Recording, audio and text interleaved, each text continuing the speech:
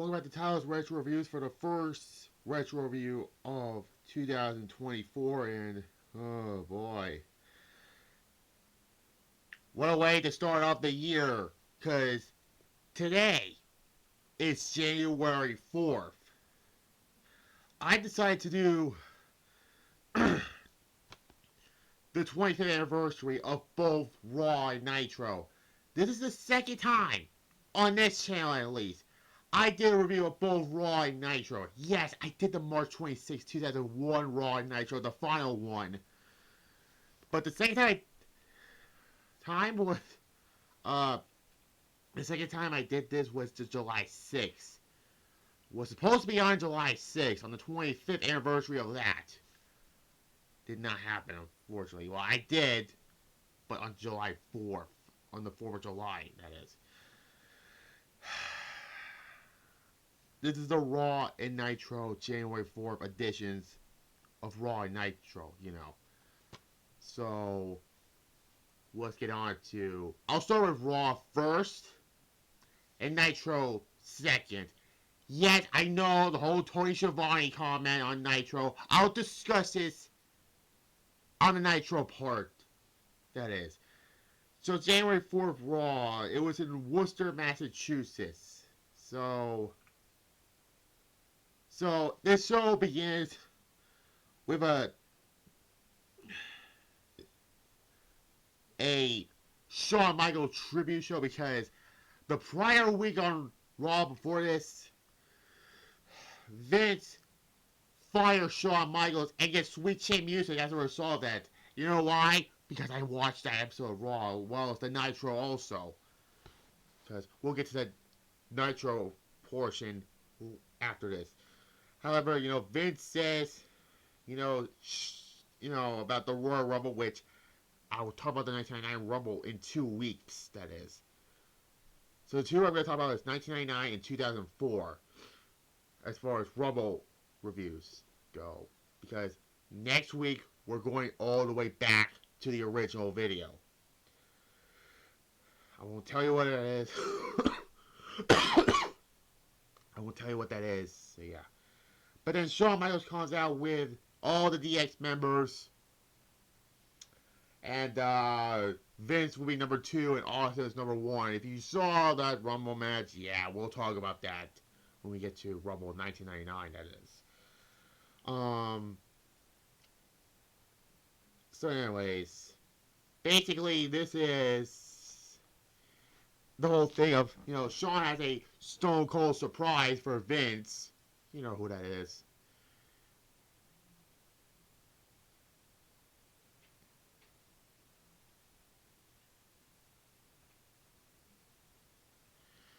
Basically, talk about that.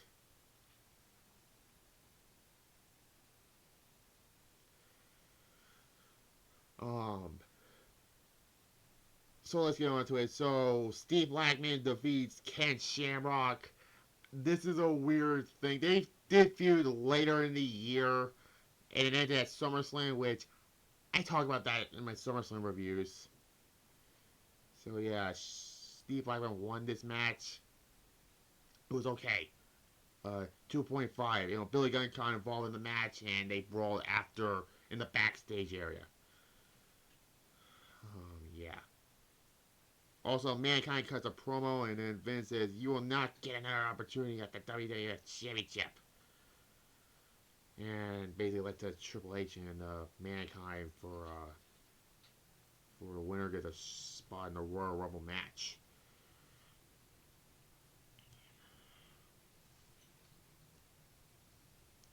Which we don't know what that led to. Also, I want to talk about this. Before Minnie and Dennis Knight got kidnapped the week prior by the Acolytes, and we all know who this is going to be. The Ministry era of The Undertaker.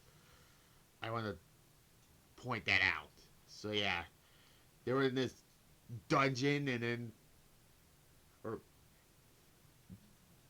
Dennis Knight was in this dungeon, and then Farouk and Bradshaw said, "Stop, it's time. He wants to see you," and we all know this is The Undertaker because he got buried alive by Stone Cold at rock bottom, but yeah.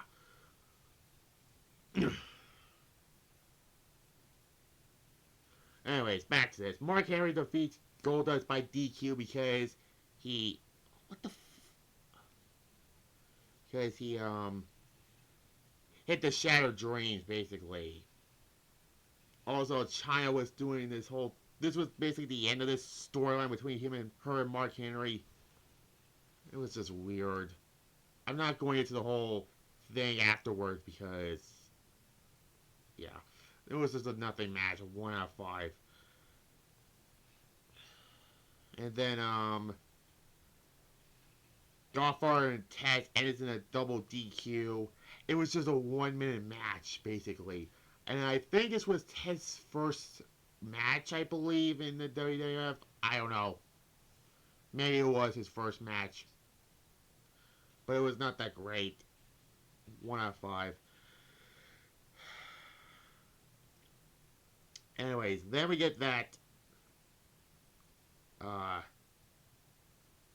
Triple H Mankind match. Shane McMahon was the special guest referee. The winner of this match advanced to the 1999 Royal Rumble. This was mostly a segment, basically. Triple H won this match. These two have way better matches, especially the following year in 2000. So yeah, Triple H won.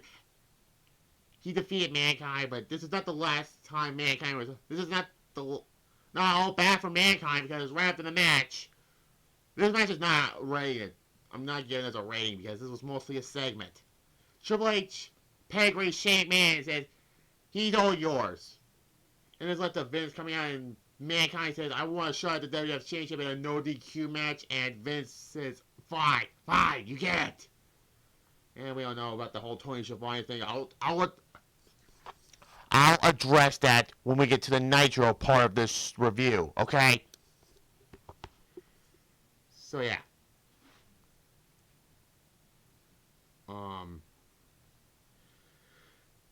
Edge and D'Lo Brown ends in a no contest because, oh my god, this is Vince Russo written all over it because Terry Reynolds was fake pregnant. You know, it was they did this 5 years later with Snitsky and Kane with Leah also. I hate these storylines. This match was not, it was another segment also.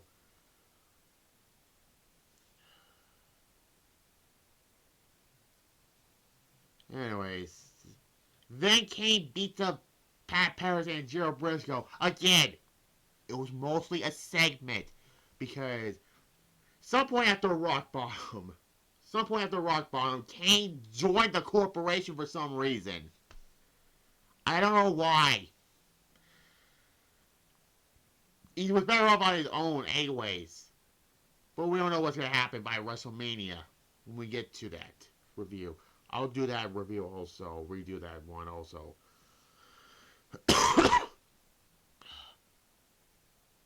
Yeah, not great in this one either. Anyways, now we get a match, finally, for the Hardcore Championship. Road Dogg defeats Al Snow to retain the Hardcore Championship. Finally a match, finally.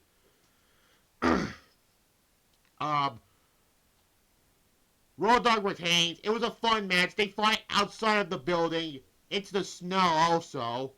Ha, get it.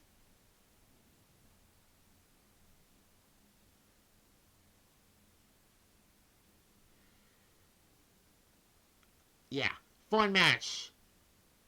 3 out of 5, fun match. Now, before we get to the main event, Shawn Michaels was going to get Stone Cold, but, Triple H and DX set a trap for Shawn Michaels, basically. They lock him out of the building, and then the corporation beat the fuck out of Shawn Michaels off camera, but it was during the commercial break also. And yeah, Shawn at this point was not in good shape. Well, he wasn't like out of shape, but this was around the time he was retired, and because of what happened at the prior year's Rumble with the casket match with The Undertaker and that. And then we get the main event. This is the match that everybody... When you think of the January 4th Raw, and the other one we were talking about, this is the match everyone remembers for the WWF Championship and a no disqualification match. Mankind defeats The Rock to win the WWF Championship. This is to me one of the best matches in Raw history. I mean, you know, Mankind gets The Rock in the mandible claw with Socko, and then Shamrock comes in with a chair. Billy Gunn got involved. It was a fight going outside of the ring. Stone Cold's music hits. Grabs a chair, hits Rock with it, puts Mankind on top of him. 1, 2, 3. Mankind wins the WWF Championship. And we all know. We'll get to that. We'll talk about what Tony Schiavone said on Nitro. I mean, 5 out of 5. It's one of the best matches in Raw history. Michael Cole with the best, one of its best calls ever. Mankind has achieved his dream, and the dream of everybody else who can say you can't do it. And it was right, you know. And this has led to the whole hot potato thing between Rock and Mankind, unfortunately. But 5 points for the moment, and this Raw overall gets a B for me, at least. Now, let's talk about the January 4th Nitro, which did Goldberg win the WWE? What now? Okay, I have no fucking clue what a finger poke of doom is, or... Wait, what? Okay, fine. I'll be back for the Nitro portion. Alright, I'm back with the January 4th Monday Nitro edition of this review.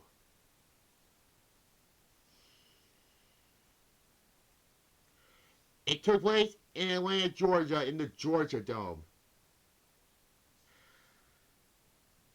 So, yeah, this show is infamous for a lot of reasons. Before I talk about any of the matches or the segments, Tony Schiavone mentioned that Mick Foley is going to win their world championship. Huh, they're going to put butts in the seats. This was a really big turning point for WCW for all the wrong reasons, because we all know what's going to happen in their main event match. Before we get to the whole thing, let's talk about the matches and the segments. So, Hugh Morris defeats Glacier. Yeah, great start of your Nitro match. Nitro for 1999, your first of 1999. 1. Ric Flair cuts a segment because, you know, he became the WCW president the prior week, beating Eric Bischoff, which, why couldn't WCW have Ric Flair beat Bischoff at Starrcade, and why couldn't that be for the presidency at Starrcade? Yeah, Bischoff was going back to the commentary booth, which, yeah, that did not last long.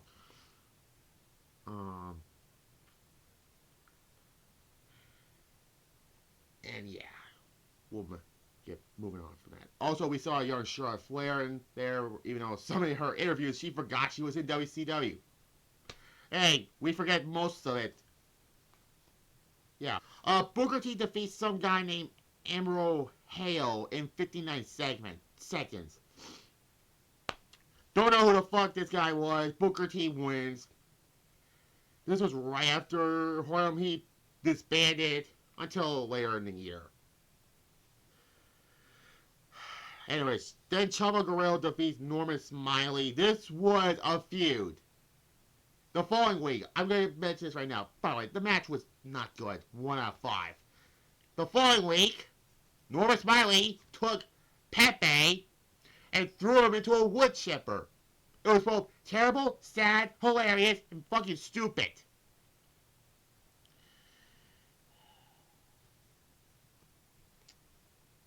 Anyways, Chris Benoit defeats Horace in an alright match. 2.5 out of 5. I want to talk about the Goldberg getting arrested. I'll say that towards the main event, okay? Because, and the Hogan Nash part, I'll say that. Anyways, Chris Jericho defeats Saturn by DQ. because the referee was working with Chris Jericho, Scott Dickinson. Yeah, never heard of him. But yeah, it was a good match, but this was Jericho's last few months in WCW because of the whole thing with Goldberg, yada yada yada. I want to play that to do the dumpster fire on that, but it was not much of a feud. They would actually feud in WWE. Jericho and Goldberg would. It was a good match, but I did not like the finish. 3 out of 5. Anyways, then Ubuntu Guerrero and Psychosis defeats Billy Kidman and Rey Mysterio. It was a fun cruiserweight match. 4 out of 5. It was a good match.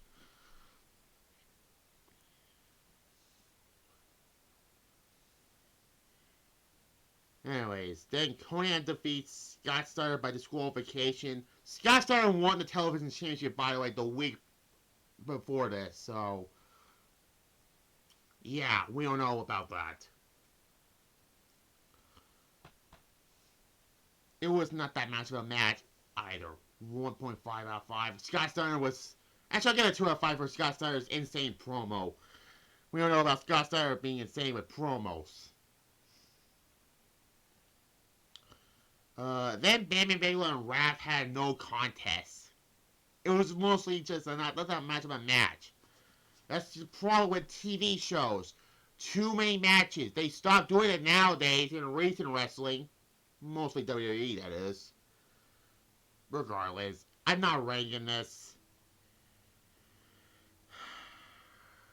Daniel Page defeats Bryan Adams. I mean, Daniel Page had a great match with Goldberg at Halloween Havoc.